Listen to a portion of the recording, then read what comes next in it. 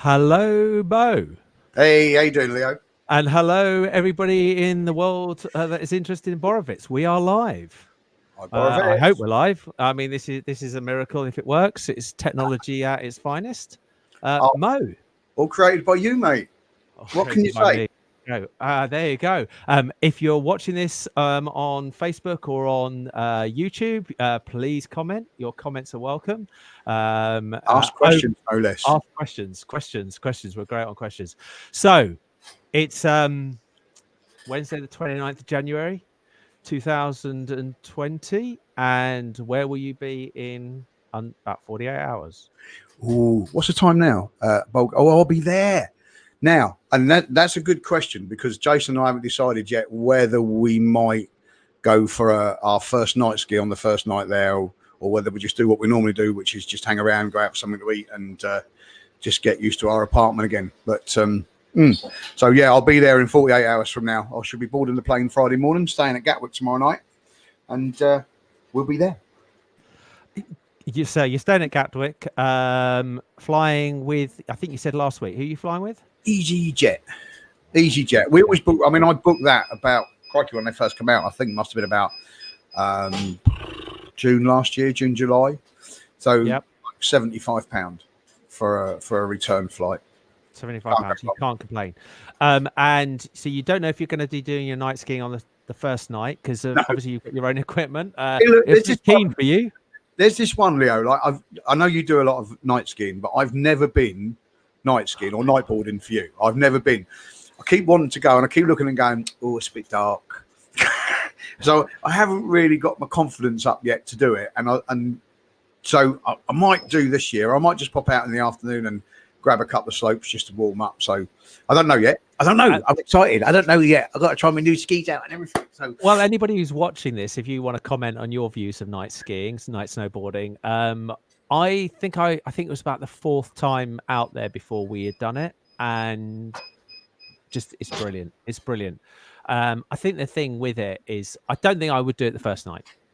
I'll tell you why I wouldn't do it, because you've got to get your feet ready, you've got to get everything ready, and I think the first night I'm just not into that yet. So I would. That's probably, a top tip, isn't it? I think that's a top. Yeah, and I, I don't know what skiing's like because it's so long since I skied.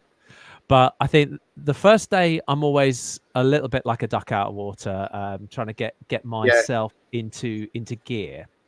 The second day, I absolutely feel like I wake up, go out, and after about between the first run and the second run, I'm sitting there going, I don't think I'm going to cope. I'm not going to last 2 weeks or a week doing this. I'm going to be dead. But it's after that you the various different parts of your anatomy start to adjust, and you can do it. And so I would always say that I think night skiing comes in around about the third or fourth day. And what I normally do is we go out early in the morning that morning, have a relaxing day, and then go night skiing that night. Just use all day to get warmed up, and I think I'm going to take you up on that one. I got out of that then nicely, Jason. So I mean, the beauty is because I'm going out with my own gear, I haven't got to go and get fitted with any gear. So when I can literally, we land at 11, we'll be at resort by 1 o'clock, 2 o'clock. I could pop out onto the slope for a couple of hours. And just feel my way around. So I've got all my gear with me. That is the beauty of taking your own gear. You don't have to queue up and get your hire gear every day and stuff like that. But I have been a hirer in the past, right up until this year. So if anyone's got any questions for me about hiring gear, and I've got some tips for you about boots, because that's a big one later if we want to talk about boots, Leo. Not so much for snowboarders, because you have them lovely. You wear anything. Could you wear a pair of trousers? When you move over to the dark side, it's one of the biggest advantages. I know. I see people skipping around in your boots while we're all stumbling around like something out of Terminator in our ski boots. And you guys are just hop skipping around in your little booties, Yeah, it's just lovely. It's just lovely. It's just lovely having our boots. You're right. It's one of those things that we are blessed with. We are blessed with on there. So, but you can't do a Michael Jackson in them. No, we can. No, exactly. Just saying hello to a few people that are watching. Glyn, Uh, another snowboarding. Mr. Clean. Yeah, he's out there. He's out there watching us. So He's up there from Stoke. He's there. Stoke. Love him. see, this is the thing. When people say to me, "Why do I go to Borovets?" What's the crack? Yes, the skiing's this, the nightlife or the après ski is something else. But the friendship, the banter, the people that you meet on the slopes, the people that you meet there, and just show that Glyn is following us. You see, he's even listening to what you're saying there. You see, so thank you. I know he messaged me this morning. When you're coming out, mate? When you're coming out? Yeah, I saw that. I did offer to translate board talk into skiing for you. So we're here to help. This is northern board talk as well. Yeah, that's the problem. It's mega. So suitcases are packed. How many kilos? Suitcases are packed. No. Now I've got some tips for people coming out. Now I have learned. I mean, obviously I've got my ski bag with my skis and stuff this year. So I'm at 23 kilos, which is under the 25. So I've got room to wiggle, which is nice. And of course, the great thing about taking a ski bag is, well, the bonus is you get all this room. So I'm loaded up with T-shirts for people that have bought them that cheapskates didn't want to pay the postage. But so I've got loads of them. I've got one for Chris at Borovets Transfers. Oh, this is going to be fun when they're going to open your suitcase and wonder what you're up to. Yeah, I hope I don't get stopped at customs. Export and import duties have a heyday with me. But this is my tip. I mean, I have been with my family and I've been with hiring gear. Now, I seriously reckon the first time I went, I took the whole world and an elephant in a suitcase because I've had my kids with me and everything. Second time I went, it wasn't so much. Last time I went, I fitted everything into a flight bag, a carry-on bag. Now, you got to trust me on this, and this is where this is great because I wish I'd known this first time I went out. Right, so the only shoes you're ever going to need are your snow boots. Okay, nobody goes out in the evening in trainers, stilettos, or anything like that. Agree. Otherwise, you see them all slip sliding down the main drag past Mamacitas with their bums in the air, falling on and that hurts sometimes. So that's that. I've fallen out.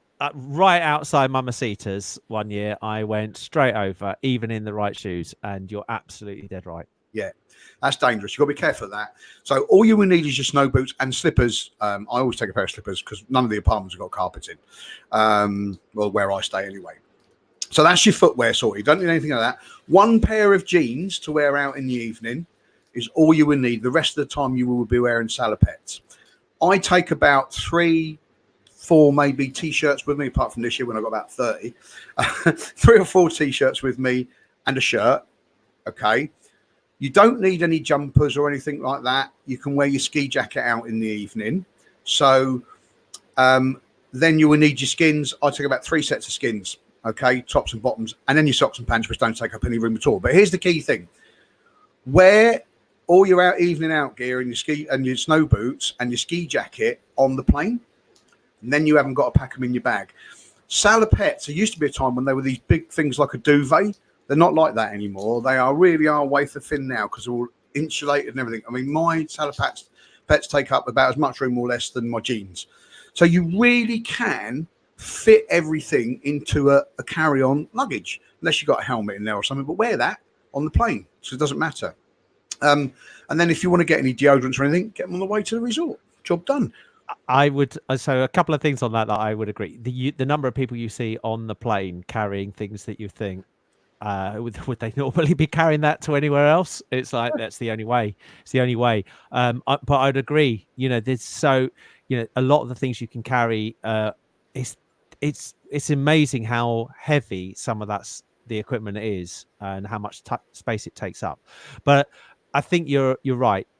If you're planning to take your finest dresses and your finest clothes and your finest this that, and the others, it's being see one of the advantages I have, and Mo, I think you've experienced this, is that when I go out in the evening and I've been boarding, there's sometimes you don't even go home and get changed because you're still wearing the boarding boots. Yeah, yeah. No, And you're definitely right. it's there. It's fine. So going back to that night skiing, you do that. You then go out. So we normally then book to have a meal. Um, and I and the top tip on the night skiing is to get the first runs. Couple of tips on it. Buy your pass early. You can buy your passes for night skiing at all of the pass places. You don't have to buy them out on the one that's right by the lift for night skiing. So you can buy it over at Yastrabets, or you can buy it over at the other places. And then from there, get the first run. The first 3 or 4 runs are brilliant. After that, it's pretty much the same as the rest of the day because the slope has been bashed around by everybody using it. And then you go out to your meal afterwards. So that's the way we do it. So you're all packed, you're all ready, Yep. and you're taking a load of t-shirts, of which both of us are branded. Look at that. Look at that. And something else came in the post for me this week. Oh, well, look at it. Santa been late. Look at this. So unopened. So this arrived. Here we go. I'm going to open this up. Look at this. Look at this. This is. I'm not sure I'm doing the correct full unpackaging trick, but there we go. Everything in that packaging, Leo, and this is really important and quite. Yeah. Is this going to be able to put on screen what's in this packaging? Oh yeah, absolutely. Yeah. All that packaging is all recycled cardboard already, so it's all Perfect. recycled paper. There's no plastic used in it or anything. Even the little sticker can be recycled on it as well. So pop it in your recycling bin. Great. So here we go. And for the world to see, look at this. Snowboarding Dad's snowboard on tour. There you go. I can't see the screen, but hopefully you can. So there you go. There you go. Way cooler. Way cooler. Way cooler. There you go. They can get them if you want to buy one. Yeah. Curiousnewt.co.uk. Curiousnewt.co.uk. I haven't got the link on a banner at the moment, but I'll have that up for next time. So that's where you can get. That's where you can get your t-shirts. We got ones for some of the Facebook groups. The LTB ones will be on later. I don't know if we will keep these for staff only, but I just want to say hello to Sarah Davey. She has said hello to us, but hey, I can't bring up the screen on here. So, a lot of us have. It's the nice thing. I've made so many friends, and obviously, I guess a lot of it has been to doing the live blogs and stuff. But I could come out on my own, and I would have no problem. I'd be able to hitch up with someone, go out for a drink, whatever. Once you've been once or twice, you could do it your first time. There's always plenty of people that. You can join up with people that are skiing and have a bit of fun and stuff. Yeah, that's a great thing. I bet you couldn't do that in Val d'Isère. No, I absolutely agree. I absolutely agree. So, what have you got to look forward to, Mo? This is the bit of the excitement of what you've got to look forward to. I always use this website. I mentioned it last time. I'll just give you the link to this. This is a website down by Pete, the webcam page of Borovets, and this is coming off one of the Facebook groups, and this, unfortunately, it's nighttime, but you still get to see some of the pictures. It's showing you all the live of all of the webcams that are out there. Or is that the black one? That one there is Yastrabets. That's Yastrabets number 2. The one above it is the black run. The one above it is the black run. That's this year. Now that this year was I went down it. It was complete powder. I went down it with my son. The smile on his face. He's 24. When we came down that, it was just like we both also surf, and it was just absolutely brilliant. So you could see the lights on as it's just gone into dusk. And I always look at this one. This one to me is always interesting. Now, before you say that, Leo, I knew you were that. It's to do with the water thing icing over, isn't it? Yeah. So this is the snow cannons. This is the lake that the snow cannons, or the reservoir that the snow cannons get. If you look on the right-hand side, it's difficult to see on this at the moment, but there is a set of steps here. And the set of steps, you can basically work out how much of the snow cannons, how much of the How much is actually out there? Sorry, it's just it jumps when you're sitting there on the page. How much of it's been used? I actually stopped. Just this is at the end of Yastrobets number 3. You can actually look down into this, and I looked down into it. What if you look at the building behind, which is the finishing line, the little pub restaurant called the finishing line, and you look at the size of that, and then you compare it, you realize that the finishing line, which is a double-story building, will fit in height-wise 3 times into there. It's that deep. It's that deep. So it's just absolutely massive. And when the cannons have been on full blast for 4 or 5 days, this is empty. So it just shows you how much water they actually use. So it's interesting. Rest of it we can't really see. It's late now, but you can see that the slopes are, there's snow everywhere. This is a great one to see on the Marmaduke number 2 and 3. So what are we actually looking at for your snow that you're going to have when you're out there? Again today. Sorry, already had a nice big downfall today. It wasn't a great deal, but it was a nice big flakes, and it was really cool. Yeah, absolutely. And the guys that are there can tell us, and Mo will be there next week. So we're not, neither of us are there at the moment, but we are watching and seeing what happens. This site is really good if you want to know. And everybody that I know that knows the place typically suggests this site over all of the other ones which are linked to various different agencies. And what's nice is you can actually see the snow come across. The red dot in the sort of just in the middle top of the screen is Borovets. And what you can see from there, if we just take us off so we can see it a bit more clearer, is that as I move across the screen, you can see the snow will come in normally from Sarajevo, and it comes down, and it's the white that comes across, and you can see it coming across, and that's the snow. And you've got coming in next week, coming in towards the end of next week, on the 5th. Is that the 6th? When are you back, Mo? I'm only there till the 7th. Right. So coming in. So the 7th will be my last day of skiing. Okay, so coming in towards the end of your time there is a big dump coming in there. That's what that says. And it always makes me laugh when I hear I know. It'll be one of those when I turn up as well. And if I turn off the purple's the thing you look at. This is what they say is the snow depth. Whether that's, bear in mind it doesn't include artificial snow. It doesn't include the fact that the way that the mountain works, because because you got the top of the mountain as well. And the temperatures have been really low, so that's been really good.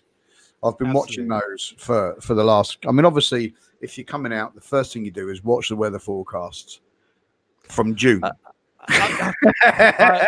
You actually beat me. You beat me to the punch there. I think I normally start looking at the webcams about September, and there's been a few jokes in some of the groups. It's like, the wife says, it's either me or the webcam page, and it's like I'm leaving. I'll be back in 5 minutes once I packed her bags. It's that it is. I did actually bought and packed my ski bag in November last year. Sad to say, because I just wanted to see if it would all fit in. It was a new ski bag and stuff, and I packed it last November. There was a picture of it on Facebook. I could fit my kids in it as well. It's that big. Yeah, it is a funny one. It is a funny one. The people, if you sort of can get addicted to this, and I've also seen a lot of comments which are absolutely correct. There is nothing you can do about it. Yeah, it's absolutely, you can't change it. You can't add to it. You can't. I've currently been. This is the no. This is not the earliest I've been. The earliest I've been was the 10th of January, and that was really good. And the day I turned up, it snowed. A real massive dump of snow fell on the first 2 days we were there, and I was there with my mate Guy, who's a snowboarder as well, and we had loads of fun. The year I came in the February half term with the kids, same thing happened. Massive dump of snow 2 days before. It was minus 14 degrees overnight. We turned up at 2 o'clock in the morning. It was bloody freezing. I slipped over on the snow and hurt my back, broke one of my bags outside the Flora Hotel. And the last time Jason and I came out, we came out March the 7th, which is my birthday last year. And it snowed on the first 2 days we were there, a real massive dump of snow. So I'm kind of blessed that it always snows when I'm on my way out there. But just goes to show you, you never know, because I mean, we had nothing, did we? Right up until the sort of 25th or 24th of December. So I went out this year. I was out slightly later, thankfully. I went out on the 3rd of January, and another vlogger that we follow, Steve, and say hello to Steve. He's Hey, out Stevie.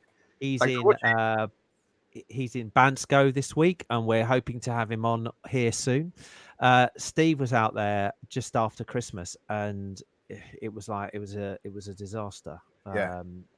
Yeah, disaster in a small d. There are real disasters in this world, but he interestingly, what then happened is the dump was so big that things like Market Duke number 3, which normally don't open till very late in the year, were open. And I put up some videos of snowboarding down there. It's really great. If you can bear the button lift. The button lift is about 7 or 8 minutes long, and it is horrific. It's horrific. A little bit like a slow one at Hemel Hempstead, isn't it? Yeah, it's like the one at Hemel, except for 3 times as fast, and it basically you feel like you're on one of those cartoons when it takes off. It takes off, and there's a shadow of you still standing there. It's like, because it goes so fast, you literally, it jars you out. So I tell you what's interesting, and I think it's hard to put yourself in this zone if you're a holiday maker or a tourist. Easy for me to do because I'm a businessman as well. That how much a resort suffers when they don't have any snow, and how much extra work they have to put into making the snow, getting it ready. So it's very difficult for a especially small place like Borovets that's only got a limited season to actually make their living off. To when these situations occur, I see. It must be an absolute nightmare for them. Yeah, I mean, I was talking to Kaz on that, Kaz and Bobby, and it is a real difficult one for them. It is really difficult because, particularly, and then you get people that are like, well, I booked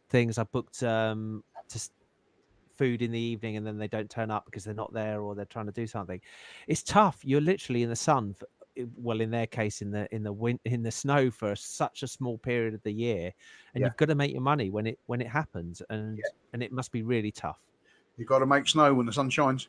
Yeah, and it's also difficult because people will say, well, I'll change or I'll do this and that. That's fine, but the people that there, because you've got both sides of the coin there. You've got the business people that are looking after the business, but you've got the people that are actually spending their money and want to ski on holiday and actually want to go skiing. So it's tough on both sides. So, but more so for them because even if you booked a full holiday and you lost your deposits and everything like that, you probably only lose £1,000 and you go to another resort or something like that. Think of them at resort level running a business, how devastating it must be for them, because whilst you're only losing £1,000, they're losing that daily. Absolutely. So talking about what you've got to look forward to and and the runs, I just brought up this is yesterday or this evening's runs, which are open and what's not open. It's in summary, most runs are open. Those that are familiar with some of these things, Sinyakov number 2 is never pisted or very rarely pisted that I've ever seen. They're set at the bottom half. It goes through trees, little trees, and I hate it because at the end of it, anybody who's a boarder will know this, that at the end of some of those runs, you've got to walk. The Royal Residence Skiway is exactly the same for me. That's uphill. So you love it? No, half of it's uphill. But it's all right. When you come out with beginners and you get some of the mums that don't want to ski down the mountain and put the speed on, they love it. It's great. They come a little track around there. So I tell you what has the same effect as well. And it's probably, I reckon, the most popular run in the whole of Borovets has got to be, and it's not even a run, is the escape pathway, the Musala pathway. It's interesting. It's closed. It's put down. It was open and groomed a couple of weeks ago. Hopefully, with the snow that's coming, that'll change this weekend. But top tip, guys, if that pathway isn't in perfect condition, take it from me, you will ruin your skis. because there's rocks and all sorts of nasty stuff underneath that snow. It needs to be really deep. I've been down it when it's closed. A couple of years back when I came out, it was actually closed, but there'd been a massive dump of snow, and we were really lucky to get down it. They had like a metre of snow overnight, and we just went down it. If it says closed, assume it's closed, even if you're experiencing it. Of course, you've got insurance issues then as well with your holiday insurance if you're going down places where you shouldn't be going to. Yeah, I agree with you. I agree. It's we could talk about a long time about insurance and what it covers. You will also find, depending on your instructor, certain things you can go with your instructor and you're covered on your insurance, but we're not here to give you legal advice. I think we'll be in deep trouble.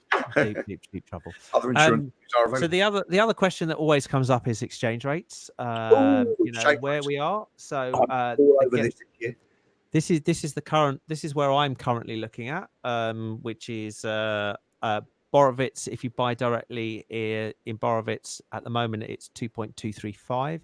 That's the one that is next to the John Smith's pub. If you're wondering there, because if you walk down the main drag, you won't see that price. You'll normally see a couple of lev difference or point of a lev. That's the one there. I'm going to share your screen, Mo. Hopefully that's it. You've got it. Right now, I've just been doing now the question that we always get asked, and one of the questions I always ask is it better to exchange in the UK or better to exchange when you get there? Well, the best rates at the moment are in the UK, and if you look at the top here, Travel FX are offering 2.2. Now the current exchange rate, let me just flip this onto the screen, is 2.31 Bulgarian lev. So that's what the main exchange, that's from Morningstar. So that's what the main exchange is saying for the UK.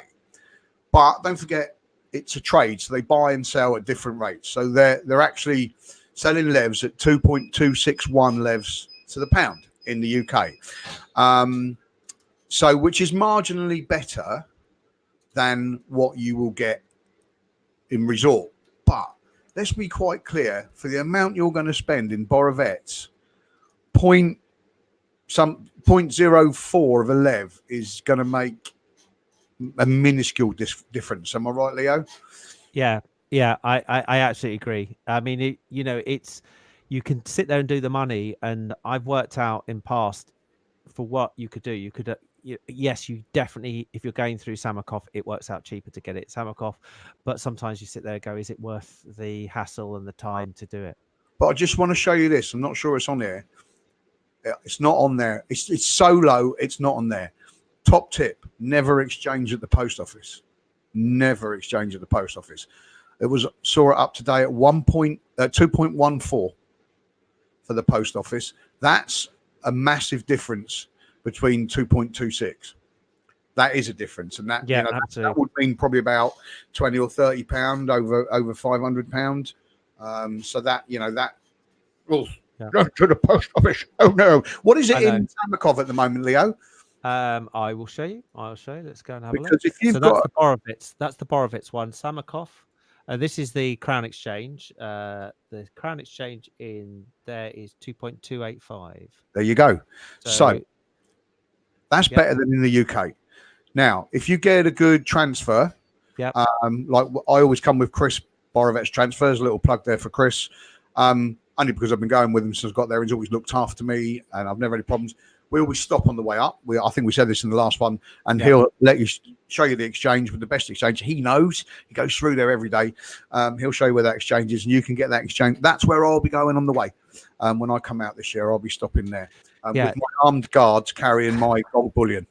So the Crown Exchange in Samakov, you get the same prices on all the Samakov ones. I'm pretty sure, I'm going to do this randomly, but I'm pretty sure if I go and try and get a Sophia price, the Sophia prices are normally even better, 2.297. Oh, okay. Sophia is even better.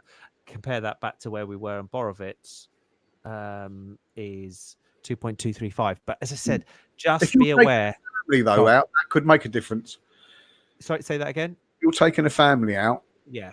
And I've taken a family out. I know that, it costs everything's multiplied by 4. There's nothing worse than going buying a McDonald's and it costing you 30 quid. That's what it's like when you take, this, Leo, when you take. Yeah, absolutely. I mean, what what I typically do is I take out sterling, and change enough for that day, a couple of days, not I, and then I whatever I don't need, I bring back. I find Yeah, that it way. used to be everybody wanted euros, but Well, that changed a couple of years back. most of the places where you book. So I stayed at the Sangria this year, which is really nice. And when I stayed at Sangria, I paid in euros. So you pay there in euros. I booked my equipment through Hunters, and Hunters again I paid in euros. So that was that they do definitely for that side. And if you're interested, euros to lever is a fixed rate. It never changes because it's a fixed currency. So we've talked about a little bit of money. We've talked about our lovely t-shirts. We've talked about the exchange, about what's open. So obviously, we've got a big discussion left, Mo, which is where will people be able to find Mo uh, Ha. in the next week? Where are you looking forward to? Where are you looking forward to? Oh God! Do you know, I love the whole of Borovets, and I probably have one or two favourite places. Oh, but even though they're not my favourites, because I just, I like to go everywhere and meet different people and try different things. But for the most part, I know I'll either eat breakfast at BJ's or somewhere around the gondola and then grab the gondola after, or sometimes I can't even remember what the cafe's called, but it's opposite White Tiger. There's a little cafe there which do a good breakfast because I like to sit outside and watch what everyone's doing and what all the kids are doing, and and see them falling over and having a bit of fun and stuff. Generally, during the day, I'm at the top of the mountain. So you Which one? Oh, no, that's the questions you don't want to ask me, Leo. No. Which one? Which of the two places? Two or three White places? White House. Yeah. It's interesting. Few people like bonkers, but White House to me is. I like to see people coming down that first slope. The beginners, and they come because that's like a mini black run. It is funny. It's funny, and I think it's also funny when you're watching them trudging their way back up, and you just want to say there is a magic carpet just the other side. Back, yeah. And if you haven't used the magic carpet at the end of the day, going back up on that magic carpet, sometimes you just lie there and let it take you up. But during the day, I could be anywhere. I like to do that circuit on the top of the mountain. That's you go up the top, and I can stay all day up there. Mark number one down, then to the chairlift, and then back. Yeah, up because again. there's some great. There's again when you come off that 4-man chairlift up there. Yeah, there's quite a what looks like a horrendous slope down. And you really, I see people going, oh, that looks really steep. And it is. But you can really just go down it and you would still have to walk to get to the next bit. So one of my favourites this year was the black run there. It is down as a black run. The reason it's a black run is there's a couple of little pieces that are slightly steeper, and also it goes upwards. There's a bit near the end of it that goes upwards. It's the one they call the avalanche, is it? No, the avalanche is over the other side. So the black, if you come off the top of that 4-man chairlift, you turn right, and it's the very first one there.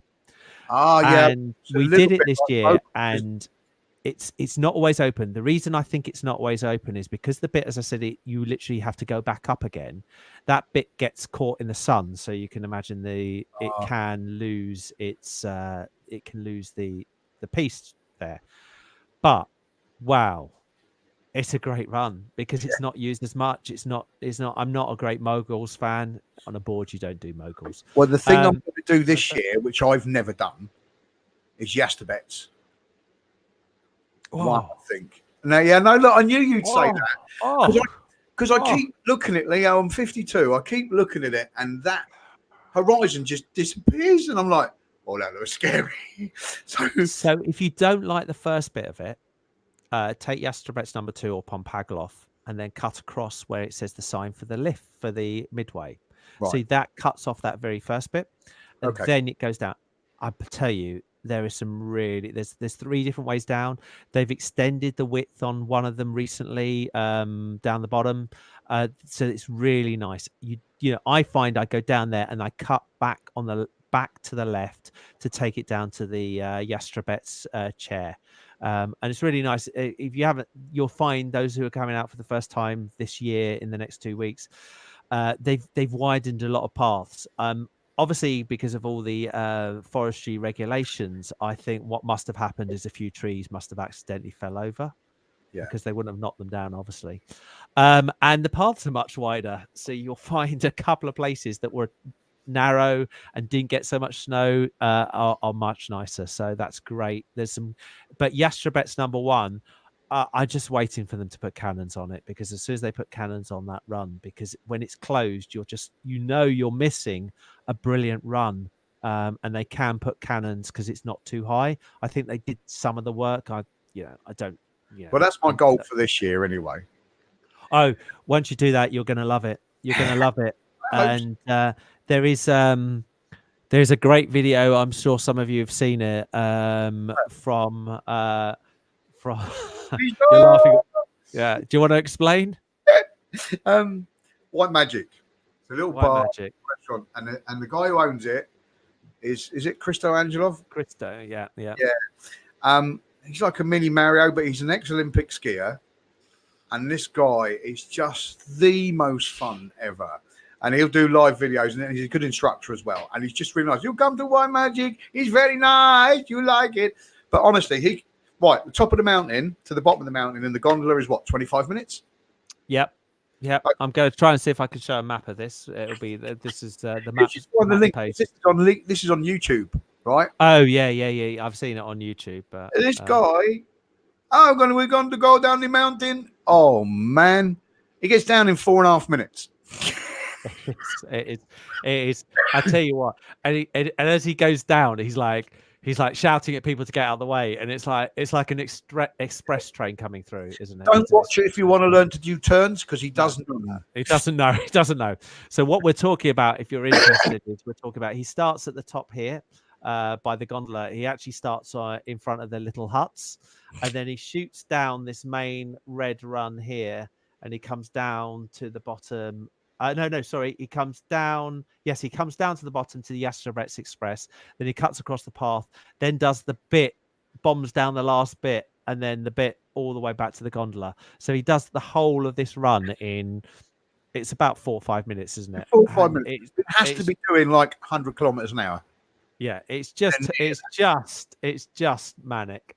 But it shows you, because there's a lot of people who say top to bottom is the pathway, but that is a very valid and very good way down. And personally, that includes one of my favorite runs, which is at the top. Find it on YouTube. Christo Angelov, fastest way down Borovets. You'll find it somewhere. Yeah, exactly. Hang on. I'm not going to look for it now, but we'll find it there. Okay, so we're going to be seeing you next week. This Friday. Those that, if you are watching this, if you do subscribe to this channel, you're going to get the links. You're going to get when Mo goes live. You'll be able to see. Would be great. It'd be great to have other guests on board, talk about your experiences. Would love to hear from other people, love to hear from other people where they like to eat, where they like to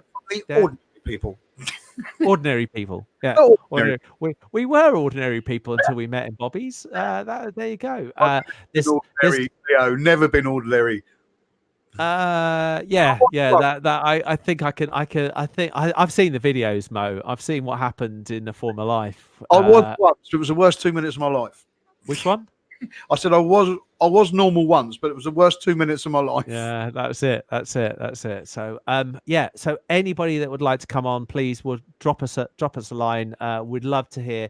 Particularly, we want to talk to the guys that run some of these things out there. And as we said before, we do this because we enjoy the place. We also do it because the people who run some of the places, some of which we've mentioned, some of them we haven't, because there's so many out there. We don't favor anyone. We really are impartial when we talk about stuff. Yeah, exactly. And it's and when I go out and I don't know where you're going to find me in the evenings this year, because I'm going to all sorts of places, and I will review places. It's always. I'm never really brutal, am I? Am I really brutal? No, and I think as a business owner, and you're a business owner as well, everybody has a bad day, everybody has a good day, and it's just how you catch them. This year I did, I've stayed in the Samakoff before. There's a couple of comments of people who are like, whoa, but this is what it's like. The places, the hotels are there, they cater for everything, and the food at the Samakoff hotel. Well, we saw that. We saw that video, didn't we, from that chap? Did it say Borovets? Something great or rank or something, wouldn't it? Oh yes, that was a really interesting one. There's a vlogger that put up a big YouTube vlogger that put up an interesting video last week. Who was ranking it? Is it good or rank? And I'm glad to say that he said it's not rank. So it came out. It came out on a positive. If you're looking for a cheap holiday and not 5-star accommodation, you've come to the right place. Yeah, so exactly, and that's really why you find a lot of people keep coming back and going again. Yeah. We've gone on for 42 minutes of your life. We've wasted of our 15-minute session. Of our 15-minute session. I don't know what that means. It's we're not. Unfortunately, we're not paid by the minute, or people will be asking for refunds by now. Pay. Someone say pay. No, that's it. T-shirts. People will be asking for refunds. So I hope you're all having a good week. I hope we've given you some interesting stuff about what's happening out there, and looking forward to seeing you out there, Mo, next week. So on that, I really can't wait. On that, I'm going to wave goodbye, and we will see you soon.